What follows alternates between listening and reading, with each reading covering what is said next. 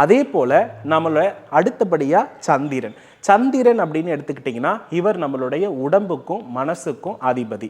இந்த கிரக அமைப்பு இருக்கிறவங்க பார்த்தீங்கன்னா இப்போ உடம்பும் மனசும் நல்லா இல்லை, ஒரு விரக்தியான நிலையில் இருக்கிறீங்க அப்படின்னா கரெக்டாக திங்கக்கிழமை குரு ஹோரையில் நீங்கள் என்ன செய்யணும் அப்படின்னா சுத்தமான பாலில் அல்லது சுத்தமான தண்ணீரில் குங்குமப்பூ போட்டு நாம் என்ன பண்ணணும்னா இன்டேக் எடுத்துக்கணும். இதன் மூலம் அதற்கு பிறகு நாம் சாப்பிடணும்னு நினைக்கக்கூடிய மருந்துகளை எடுத்துக்கிட்டால் ரொம்ப ரொம்ப நல்லது. அப்படி இல்லைன்னா திங்கள் கிழமையில் முதல்ல காலை ஸ்டார்டிங்லேயே சந்திர ஹோரை ஸ்டார்ட் ஆகும். அந்த ஹோரையில் நீங்கள் மருந்து எடுத்தீங்கன்னா நீங்கள் சாப்பிட்ற மருந்து விரைவில் வேலை செய்யும். அல்லது முதல்ல மருந்து எடுக்கும் பொழுது திங்கள் கிழமையில் குரு ஹோரையிலேயோ அல்லது திங்கள் கிழமையில் சந்திரன் ஹோரையிலேயோ எடுத்துக்கிறது நல்லது.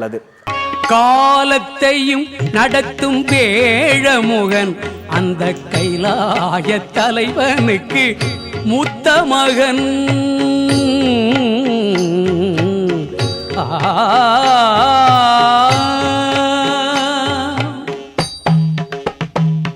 முக்காலத்தையும் நடத்தும் வேழமுகன் அந்த கைலாய தலைவனுக்கு மூத்த